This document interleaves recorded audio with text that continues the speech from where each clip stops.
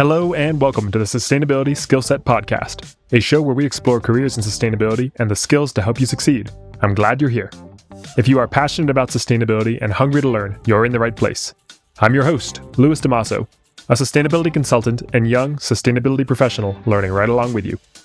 Today, I am excited to be speaking with Danielle Norwitz. She is currently an account executive at Resource Energy. There, she manages customer relationships and sales for sustainability services, while analyzing energy data to meet clients' energy management needs.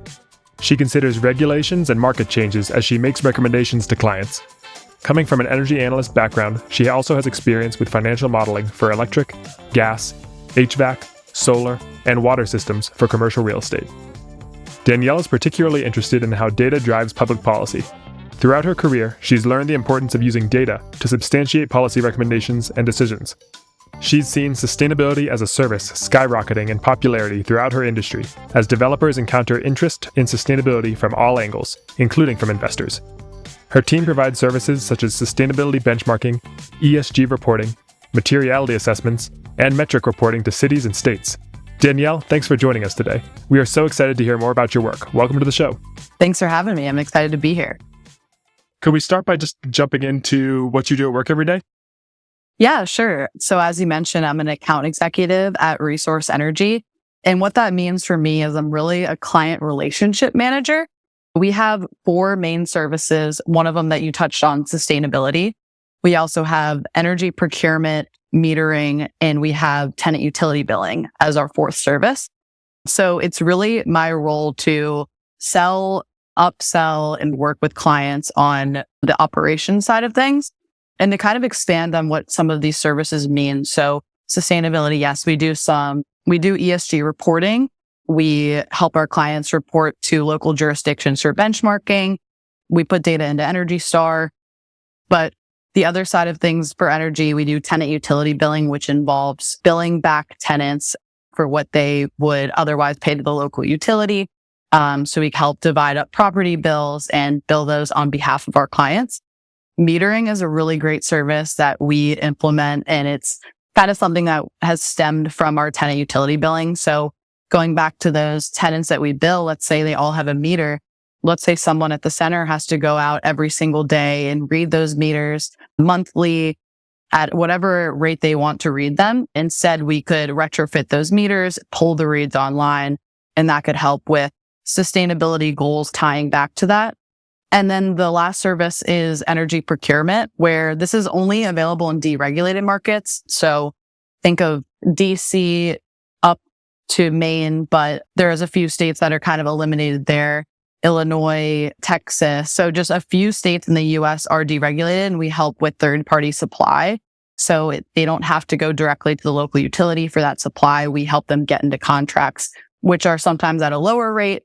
It depends on what the client wants in terms of budget certainty and what their risk tolerance is. So that's kind of a summary of our 4 services. And I work really closely with all of them each day. But I would say the main role that I have is selling, upselling, and operationally kind of working through these services with our team.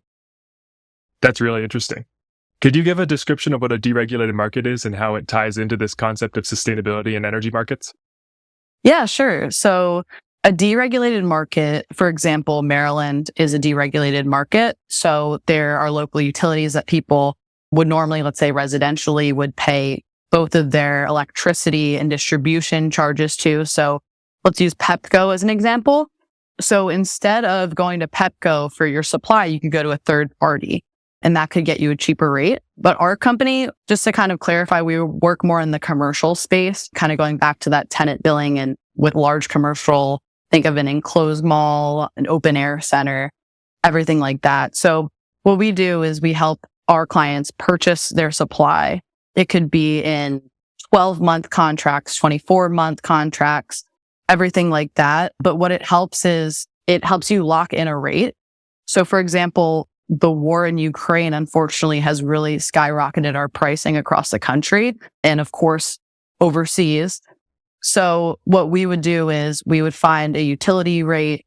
We would compare what a local utility rate would be against what a supply rate would be. And it would just have you be okay with what that budget certainty looks like. So if the supply rate is cheaper for 1 month and a utility rate is cheaper for the next month, it really helps with if you lock in 12, 24, 36 months that you're good. Your budget's not going to be thrown out the window. It can just help you feel safe in times of the market fluctuating as much as it has. That's interesting how the global supply aspect ties in, and I'm sure you think about that quite often.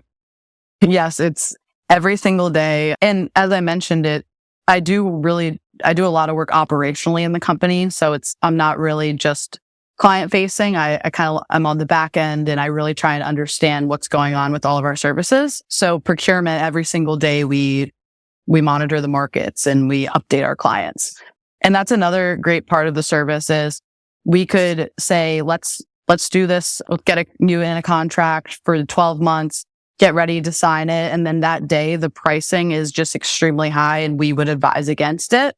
So we're just kind of there as the broker and relaying the market movement to the client, keeping up with their contracts and just meeting with them quarterly on it. When you say that you're involved more operationally, could you give a sense for what that really means in terms of the day-to-day? Yeah, sure. So instead of just, let's say, being someone who just meets with clients, gives them, let's say, quarterly reports and everything like that, I would be, if a client asks me for a special analysis on their utility rates, kind of going back to the procurement service, I help assign it to the analyst. I meet with them on it. I explain how to do it. And it kind of goes back into my background at the company. I was an energy analyst originally, in the tenant utility billing department. So I've made it a point to understand and know how to perform each service. So I'm able to assign it and review it and approve it before it gets sent out, which I really do enjoy. And it kind of, it breaks up the day where half the day I spend thinking about how I'm going to move with this next client, what services we should talk to them about. And the other half is implementing the services. Yeah, it's interesting that a lot of sustainability professionals seem to benefit from having a wide experience with different functions throughout the company. It sounds like you're drawing on that a little bit with having experience on the analyst side, being able to understand what it takes to get the data collected and put together, but then also the human side, the sales side, that kind of thing. Could you speak to how those different experiences and those skill sets play together in your current role? Yeah, absolutely. I mean, sustainability in general, it's really what does your client need and how are you going to make it happen? So in that service, a client will come to us and say, our investors, our lenders are asking us all of these questions about sustainability. What do we do? And to them at that point, it's kind of just a concept. But for us, we actually already have a lot of the data that our clients are looking for through our tenant utility billing, procurement, all of our other services. So we're able to kind of see how we can make that happen for our client and bundle it in a way that they would like to view. I would say it really just is a matter of how you want to talk about it with your client. A key term I learned recently is if they don't want to implement sustainability services or if they're kind of apprehensive about it, you could use the term future proofing. It's something that investors and lenders are looking towards. They want to know their building off the coast in Florida is going to be there in 10 years. So it's just a different way to frame it to your client. We're telling our clients right now to think about it. Are you being asked to report? And they're like, wait, yes, I am. So it's kind of just a way of seeing where is sustainability going and getting ahead of it and helping them do the reporting they need to GRES, BIRD to CDP or anything like that. If I'm talking in a purely business perspective, trying to describe what sustainability is, I mean, of course, there's the impact side of it and the environmental side of it and the social side.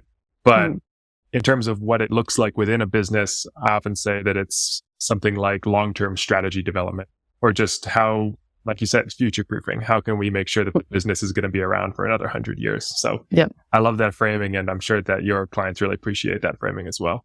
Yeah, exactly. It's really just being in sales is really just understanding what will make your client, what will really help them, and kind of just to have that open conversation with them and speak their language in terms of commercial real estate. That's so important. I also like that you mentioned that you, as the energy company, have a lot of the data that's needed already available. speaking as a third-party consultant that often has to pull data together from various sources, trying to get energy bills or energy-related data can sometimes be a huge stumbling block, or at least a large task to collect energy bills and pull all the information off of them if you can't get those exported or something like that. So I'm sure that's a huge advantage. Can you speak a little bit more to the types of information that are usually required for a sustainability project that you embark on? Yeah, well, that's exactly it. It's access to those utility bills. It's meter data. So scope 3 emissions is huge. When you're reporting, there's scope 1 and 2, and then 3 is the tenant data, which is sometimes really hard to obtain because sometimes the tenants don't have to release it to you. It could be really hard to communicate it to them if you have, let's say, a center with 300 tenants. So yeah, I would say having that access to the metered usage, the utility bills, and just had the layout of the building, what utilities are being billed back. Those are all things that we keep for all of our services in-house. When we were talking before, we talked about some of the different sustainability services that you guys offer. So it sounds like you work with a lot of the kind of purely energy related departments, but then there's also this sustainability specific set of services like materiality assessments and reporting. Could you describe a bit about what those services look like and how they fit into the rest of the team and the rest of the company? Our sustainability services right now, where we help our clients report to GRESB or other globally recognized platforms. We also do compliance reporting. So more and more states and cities across the US are having you report your whole building data to the local jurisdiction every year. So we're kind of wrapping up that season right now. California has one due in June called AB 802. So the whole state has to report for that. So it's interesting because more and more states and cities have been coming online with it every year. And up until about last year, it was just report what the usage is. Now there's a new law in place for New York City called Local Law 97. And it's requiring buildings over a certain square footage to lower their GHG emissions, which is the first time we've ever had a jurisdiction actually come out with not just reporting your data, but doing something with it. But for the rest of it, we report to Energy Star for our clients, just input the data.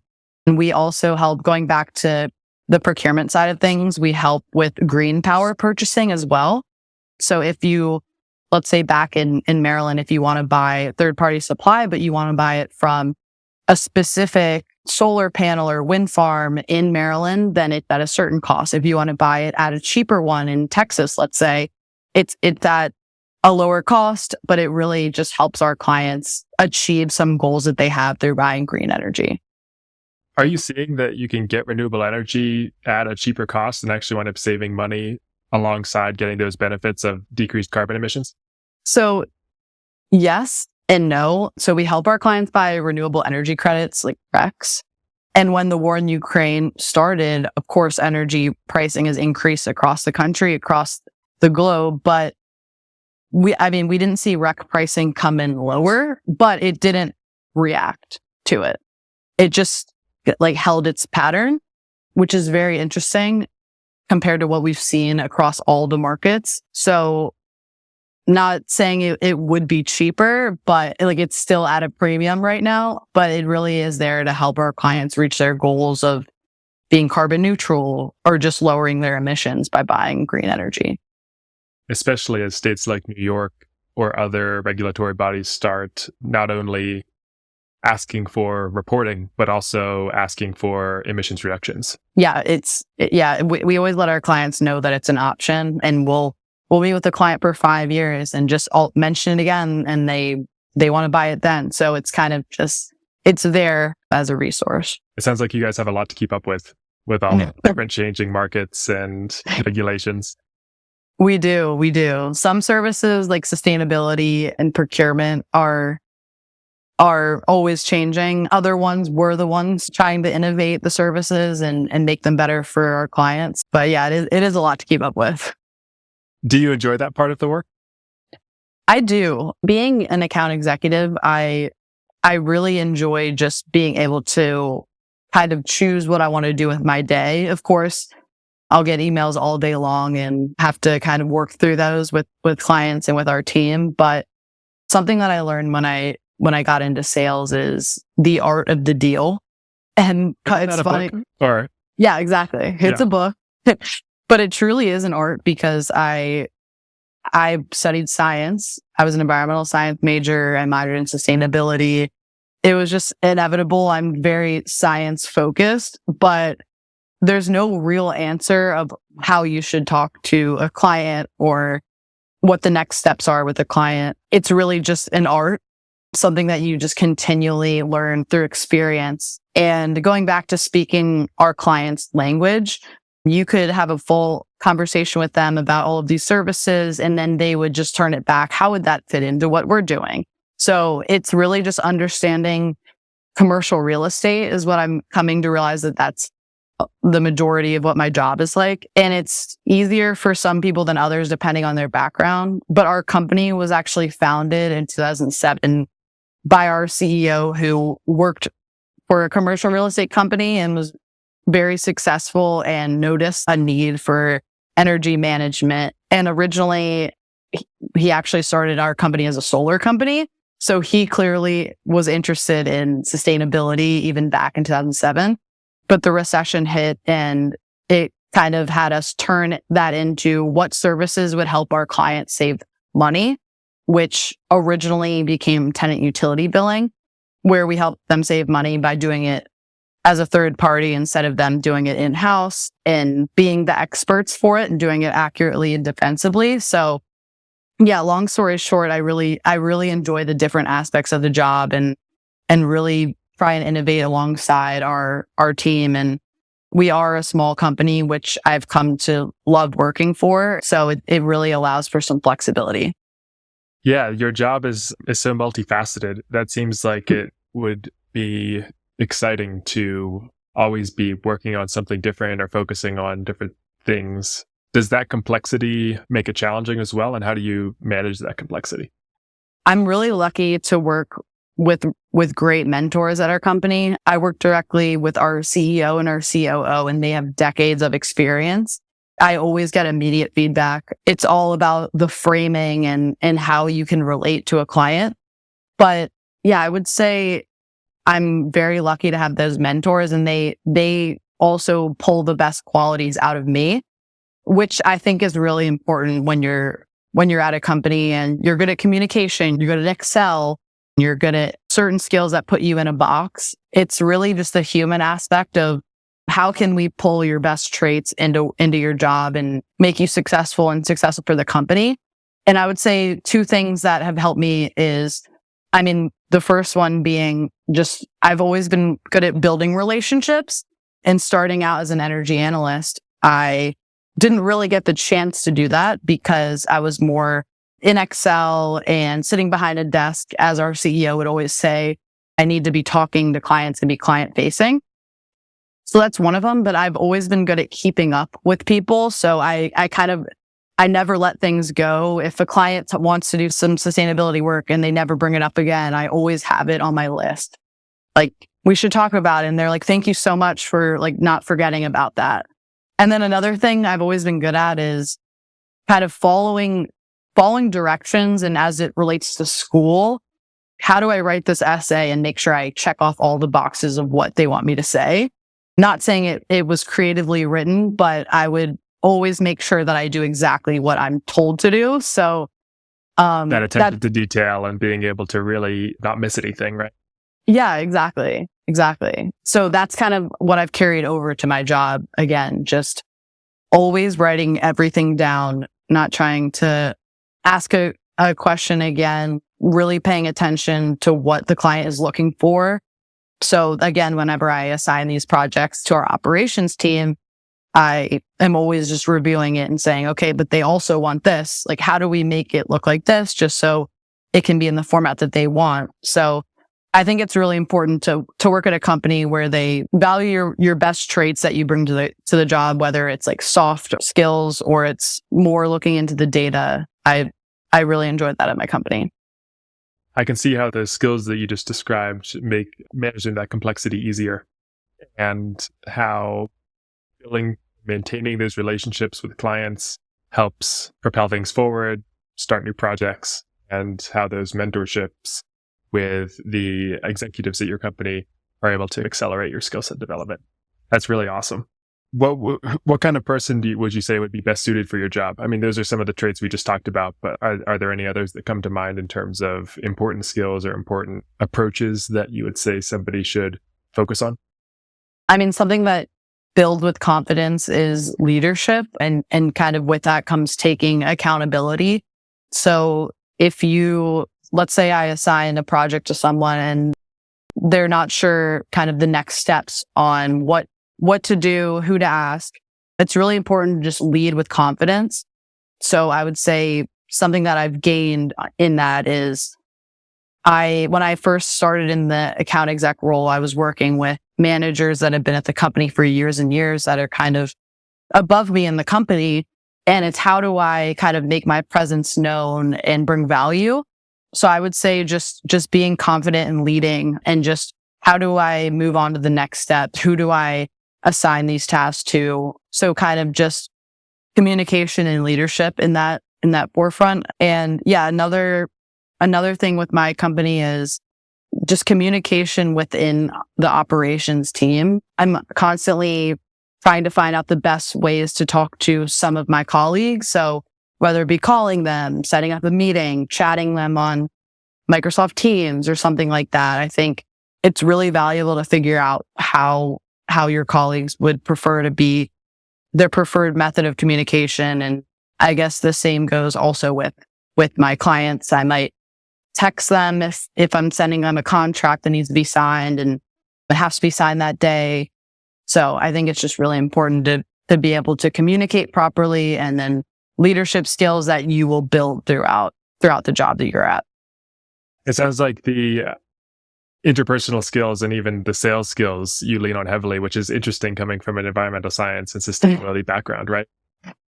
Yeah, it is interesting. And to kind of like expand on how I got to the role that I'm in now, because I did start out as a data analyst in environmental science work. My first internship was in JC, where I was basically doing data entry. And in college, I changed my major.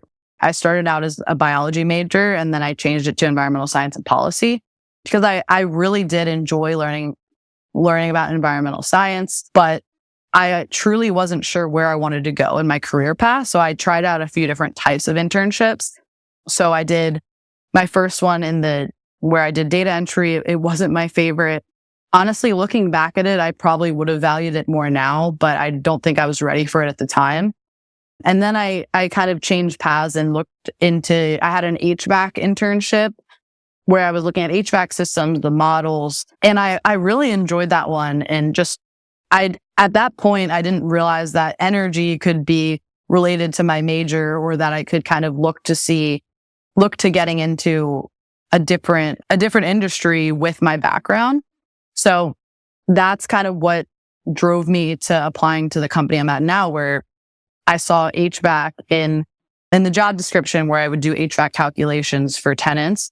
So it's kind of just one thing leading to another. But just my advice to people who aren't sure what they want to do with their career is definitely just try out a bunch of different things and just see what you're interested in. And honestly, in the back of my head this entire time when I was at these internships is, do I want to be in sales? And it was kind of a voice in my head, but also a real voice from my dad, who was in sales his whole life, where he was like, you love talking to people, you should be in sales. So it kind of all came together when I started at my company and formed a good relationship with our sales team and got put on that team after being an analyst. So you can find what you want to do. You don't really have to be put in one box. If you study environmental science, you don't have to be an environmental scientist, but you can use that to be in consulting like you are, or something like that. I'm really happy I was able to kind of make a hybrid career out of the two, because I really do enjoy both. It's great that you found a path with energy. And it seems that with sustainability, since the field is so broad, there needs to be some kind of focus, right? Lots of people will study environmental science or sustainability. And I mean, this was certainly the case for me. I studied environmental science and sustainability as well, actually. But I didn't know exactly what I wanted to do with it. I was looking at energy at first, and I was exposed to agriculture through my school's department and learned more about it and started to get more excited there. But it wasn't until I graduated and actually fell into an internship in the agriculture industry that I started to develop kind of a subject matter expertise in that area. And that's what really created this path that illuminated and said, this is a way that I could really work on sustainability rather than sustainability just being this concept that I was interested in. So I really like your advice there and would definitely echo that for anyone that, if you're passionate about sustainability, but don't know where to start, just developing expertise in any industry that you might also be interested in is a great place, because sustainability can be applied to almost any position or almost any industry, right? Right, absolutely. It's interesting because in commercial real estate, a lot of our clients actually are hiring an entire sustainability team, yet they still come to us to do this reporting for them because it's not their number one focus. Their number one focus is their company and what they're trying to achieve through commercial real estate. So we work with our client sustainability teams so often, and it really shows that in any industry, you could still have a sustainability team working towards that same goal. Yeah. And you had mentioned the sales skills. When that voice was in the back of your head and you were thinking you wanted to get into sales, was that just your dad speaking, or was there also business pressures or things you were seeing that made you think, oh, wow, sales skills would be really applicable here and helpful? It really was just something I was interested in college, just the idea of it. But I was kind of toying with maybe double majoring or changing my major into the business side of things so that I would learn more. And then even out of college, I thought about getting my MBA for a little bit, but I'm putting that on the back burner for now. But I think sales just has some valuable skills where you learn, you quickly are thrown into how to be a leader, how to communicate properly. And I really wanted to gain those skills. And I always just wanted to see how I would do in it in terms of just building those client relationships. So that was just always something that I thought of doing. And I've known a few people graduating college that have gone into tech sales or sales for certain industries where I could picture myself doing that, but I was thankful to get the job that I did and be able to kind of turn it into what I wanted. So I was very happy with that. I can see how sales experiences just help so much with the communication and with the confidence and with all that. And would you say that even when you're not selling to a client and you're working on sustainability projects internally, or you're trying to push initiatives forward within a project team, that even then you're selling? Yeah, that's exactly right. And it just really has me, like, I really, really want to understand to the bones what the services are and how we do the work, because I have to sell it and I can get any question thrown at me. So I've even made a cheat sheet of all of the questions I've gotten and how I could answer them, because you never know when you're talking to a client, you want to be the most knowledgeable person in the room. So yeah, definitely being in sales has helped me understand. And a lot of our tenant billing analysts, I'm really focusing on teaching them the big picture, because we'll talk about the calculations that they've done each month, but they don't understand how it impacts the client, and what the work we do, how that the financial impact and the operational impact. So it's really just learning the big picture so that you can kind of dig into the small details, I would say is really important. And I really want to make it my point to explain it to everyone and show them what the clients care about, the client's language, and why their work is important. It seems like it not only helps you with that communication, but also just with understanding the products better, with understanding how the projects you're working on are valuable to the client, all that kind of stuff. Yeah, I'm sure exactly. that most executives, even those who work at the highest levels in sustainability in terms of directors of ESG and things like that would say that they're selling initiatives and selling ideas to internal stakeholders and as well as external stakeholders. So it's interesting that if you think about wanting to work in environmental fields or having an impact and stuff like that, your mind might not immediately go to, oh, I need to learn sales. It feels like a very business heavy, just unrelated kind of thing. But I don't know that you can really make a lot of impact without being able to sell ideas. So let's take this in a really practical direction. If you were hiring somebody for your team, what would you look for? So that's interesting because I've been involved in a few interviews so far. I would say someone who's interested in learning, because a lot of the services it's not as simple as reading a PowerPoint and understanding all of them. You need to understand, again, the big picture. So I just want someone to come in and absorb the knowledge, be able to reference our training and kind of take that and really understand the services and want to learn. I would say that's one of them. Another one, again, communication.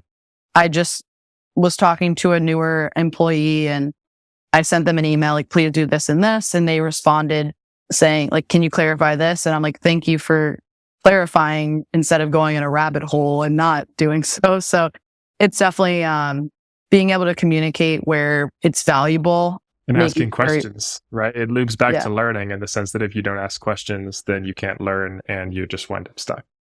That's exactly right. Yeah, that's exactly right. So you said learning and communication. Is there anything else you would look for? I would say going back to being able to take ownership of your work, again, being able to communicate it properly. So you did all of this work. How are you going to show that you did it? Are you going to try and set up a meeting with me and explain it to me? Just kind of being proud and taking ownership of your work and kind of making it your own. And that we've seen really successful employees do that. It seems like that would be helpful for any role. It's interesting that you didn't mention too many hard skills or certifications or anything like that. Would you say that somebody getting into your field, working in energy and sustainability, should have any experience with certain certifications or reporting frameworks or data analysis skills or anything like that?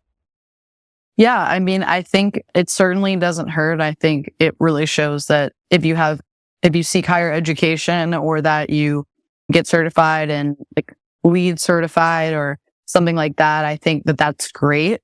And that's probably especially something we would look for sustainability and that service that we're building out. But yeah, I think it really shows that that's what you're interested in and that you're specializing in that. So I think our company would definitely value that. But it wouldn't necessarily be a requirement for success in a role as long as you can learn to pick stuff up, right? That's right. Okay. Well, I'm sure that's good news for folks who might not have some of those certifications, or good direction for somebody who might want to go out and get something like that. Yeah, our company really values kind of the driven mindset. So. Well, I love all of the insights you've shared about what you like about your job, what's most challenging, and some of the skills that you lean on every day, such as managing those projects, working with clients and maintaining client relationships, and even the sales component of being able to sell services, not only services, but ideas and motivation to improve. It sounds like there's a lot to keep up with regarding new regulations, new opportunities available, and the different markets that influence all of your work. But it sounds exciting and it sounds impactful. So it's really interesting to learn more about what you do. Do you have any final recommendations for anyone who might be hearing this and just eating it up and really interested in doing something similar? Yeah, absolutely. I mean, anyone, please feel free to reach out to me following this episode, and I'm happy to talk about my company, energy, sustainability, sales, anything that you want to talk about. I'm completely open to it, but I would say I enjoyed being on the podcast and offering up my opinions on sustainability and energy, and I think you did a great job of summing it up. I'm glad that I fell into the role that I did, but there's always room for growth and improvement. So to anyone out there that isn't sure what they want to do, I would just say apply for everything, see what experiences you can build from it, and just keep on researching what you think you want to do and just go for it. I love it. Thanks so much for sharing your time, Danielle. We really appreciate it. Yeah, of course.